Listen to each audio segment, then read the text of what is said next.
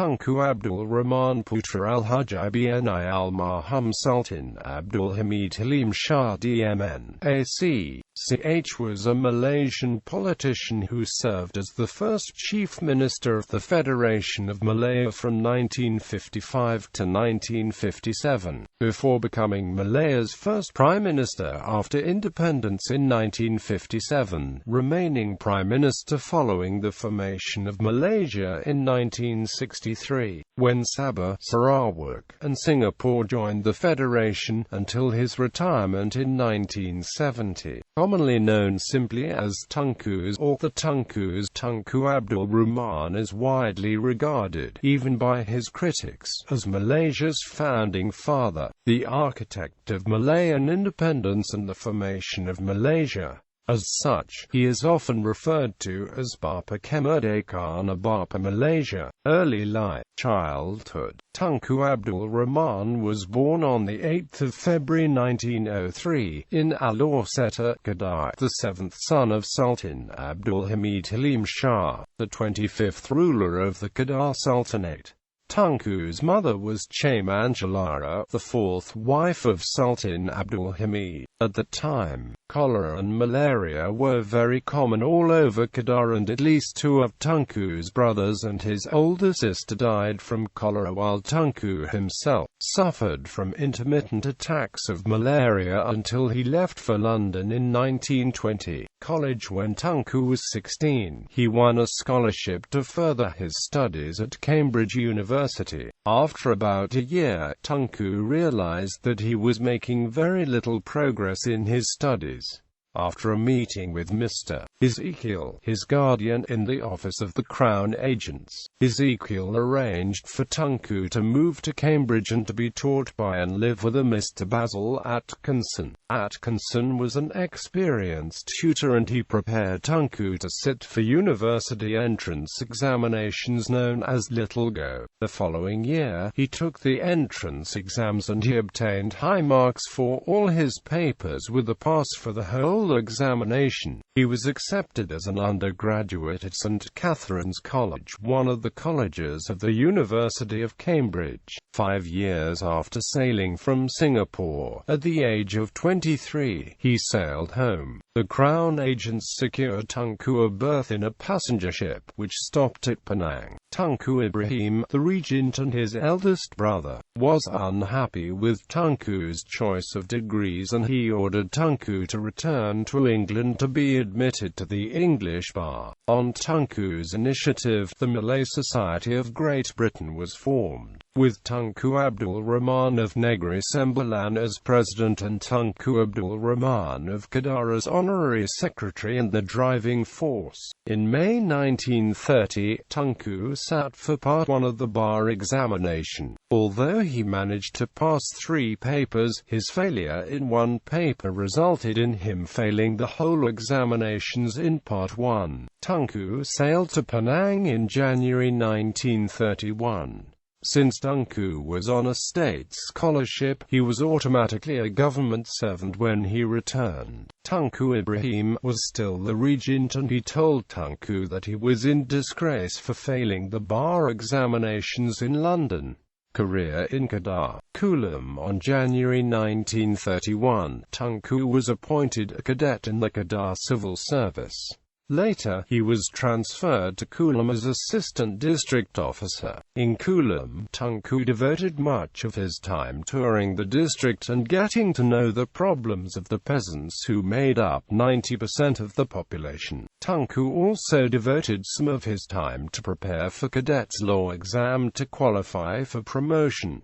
He took the exams and passed it on his first attempt. Padang Terap. About a year later, Tunku was promoted to be district officer of Padang Terap. The post of district officer Padang Terap was unpopular because Kuala Nerang was rife with malaria. As soon as Tunku took over the district, he gave orders for a survey to be made of the swamps which bordered the town, obtained an estimate for draining them, and applied to the state secretariat for the necessary funds. Unfortunately, Eventually, Tunku's plea for funds were rejected. He wrote again to the State Secretariat, asking that funds be made available to drain the swamps and to rid Kuala Nerang of the main breeding place of the carriers of malaria. This time the money came and the work was carried out under Tunku's supervision. Langkawi. Due to the fact that Tunku Ibrahim, the regent, was known to be strongly opposed to mixed marriages, and since there was a law in Kedah which forbade members of the royal family to marry non-Malays without the prior approval of the ruler or regent, Violet lived in Penang. In 1934, the regent died unexpectedly and was succeeded as regent by Tunku Mahmud, the Sultan's younger brother, who was more broad-minded and gave consent to the marriage. This enabled Violet to move to Kuala Nerang, but the secretary to the government showed his disapproval by transferring Tunku to the isolated post of district officer at Langkawi. The district consisted of a group of islands, thinly populated, sparsely cultivated and without roads. When Tunku applied for government funds to develop Langkawi, his application was rejected. Ever resourceful, Tunku's genius in winning cooperation from members of the public of all communities led to the construction of a jetty and later to the opening of several earth roads using money and material which he collected.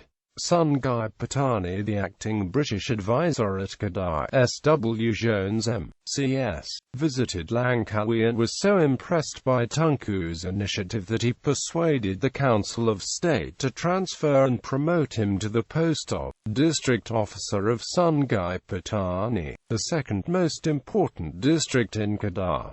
Tunku soon became the most popular district officer Sungai Petani had ever known. The Commissioner of Police in Kedah clashed with Tunku and called on the secretary to the government to complain about Tunku. This caused Tunku to be transferred to Kulim as district officer. World War II and the Japanese occupation. While in London, Tunku sat once more for the bar examinations. He planned to leave the civil service and to enter private practice as soon as he had qualified as an advocate and solicitor. Tunku succeeded in passing the Part 1 examination in 1939. However, with the advent of World War II, Tunku was recalled to Malaya and ordered to resume duty as district officer in Kulim, where he remained for the next 3 years. He was responsible for the civil defense preparations implemented by district officers. Tunku was appointed deputy director of air aid precautions for South Kedah. Tunku recognized the need to prepare for the evacuation of civilians in the event of invasion, and in 1941 he gave orders for the constructions of 6 long houses made of round timber and with the taproofs on a low hill about 2 miles away from the town. Funds for this work had been refused by the State Secretariat, and Tunku therefore invited donations from a local town dwellers who would benefit if evacuations became necessary. By October 1941, British troops had prepared defensive positions in North Kedah. On the morning of 8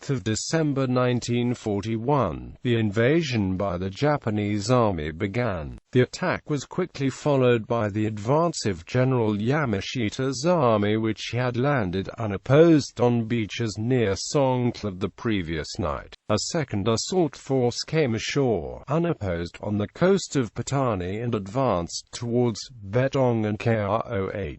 A third but smaller force landed close to Kota Baru in Kelantan despite vigorous opposition. Unaware of the extent of the Japanese attack, Tunku went to his office and ordered general alert for his air wardens. Later that morning, he met the leading shopkeepers and advised them to evacuate the families to the Longhouse. Tunku's eldest surviving brother, Tunku Abdul Shah, had succeeded Tunku Mahmud as regent in 1937 when the latter died. He was now in control, since Sultan Abdul Hamid, although still alive, was incapacitated. At about 9 o'clock on the night of invasion, Syed Omar telephoned Tunku and told him that the regent had decided to evacuate the 77-year-old Sultan to Penang, and thence to Singapore. Tunku disagreed with this decision, feeling the need for the Sultan to remain with his people. He absconded with him during the journey. Soon after, the Japanese began bombing Penang. Occupation. With the Japanese's bombing Penang, the regent and his family fled. They were given accommodation in Sidam when the second and more severe bombing of Penang town took place on the 11th of December 1941, which caused hundreds of civilians to be killed. Upon returning to Kulim, Tunku found out that all the police were no longer on duty. Tunku's first concern was to prevent looting, and he called all members of the disbanded Kedah volunteer force in Kulim to come to his assistance. These men formed a vigilante corps, and Tunku arranged for them to patrol the town at night. He was also responsible for the acquiring of emergency food stores from the government rice mill at Bagan Serai in Perak. By the 16th of December 1941, the Japanese army had occupied the west coast of Kedah, including all the main towns. The Japanese military governor of Kedah, an assuming office, appointed another of Tunku's brothers, Tunku Muhammad Jawa, to be a temporary regent until the Sultan returned to Alor-Seta. On the 17th of December, the Sultan, the regent and his family and senior officers of the state government set off for Alor-Seta with a Japanese military escort. In Kulim, Tunku reluctantly remained as district officer for another year as a servant to the Japanese military administration. Friction between Tunku and the Japanese officials were frequent, and he was removed from his position of authority. The Siamese were then put in charge. Soon after the takeover by the Siamese, Tunku was appointed the Superintendent of Education. In 1942, the Japanese transported thousands of young male Malayans to work on the construction of a railway from North Siam to Burma. Tunku helped house and feed some escapees from the railway construction project at considerable risk to himself. On 6 and 9 August 1945, atom bombs were dropped on Hiroshima and Nagasaki respectively. A week later, the Japanese imperial government in Tokyo agreed to an unconditional surrender. Malayan people's anti-Japanese army movement. When the Japanese surrender was announced over the wireless in mid-August, plans were hurriedly prepared in Ceylon for the dispatch of a British military administration. At the same time, the top Chinese communist leaders in Malaya, Fong Chong-pik, who was nicknamed the Plen, and a young Chinese rebel named Chin Peng, decided to try seize control of the civil administration in as many states as possible. Tunku and his followers were responsible for the peacekeeping efforts and the protection of Alor-Seta from the Malayan People's Anti-Japanese Army, Malayan Union and study leave. Protest against Malayan Union. On the 19th of August, the surrender of the Japanese army had become common knowledge in Alor-Seta. With the Japanese surrender, several groups of people talked about independence and discussed how it might be attained. Malay societies were formed all of the peninsula with similar objectives, but with no coordination. On the 10th of October 1945, the Secretary of State for the Colonies issued his policy statement on a Malayan Union. Quote, in Kedah, both the principal Malay organizations held protest meetings and rallies. Tunku spoke forcefully at these rallies, but he recommended opposition by peaceful means. Sir Harold McMichael, representing the British government, arrived in Kuala Lumpur on the 11th of October 1945.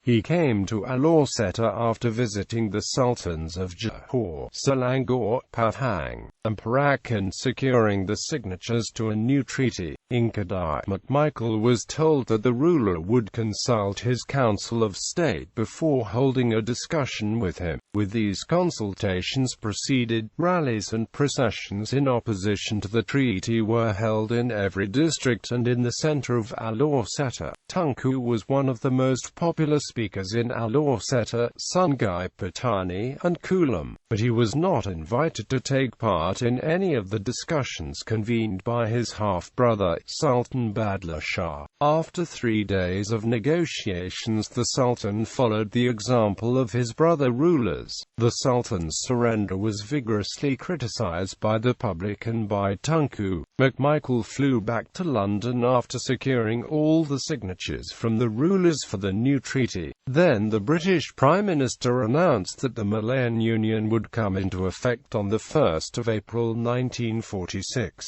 A British officer who had held Tunku's post before the war was appointed Superintendent of Education, Kedah, in his place. The state government did not give Tunku any new position.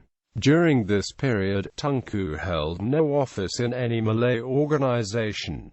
Law studies. Tunku applied for 18 months study leave and arranged to return to England to resume his law studies. He arrived in Liverpool on the 27th of December 1946 and travelled by train to London, and remained there for the next 18 months. When he passed all his law exams, Tunku sailed back to Malaya on the P&M Corfu in January 1949 to be met by his wife, children and friends in Penang. A few days later he called on the secretary to the government to inform him that he was now a qualified advocate and solicitor, but the reception was neutral.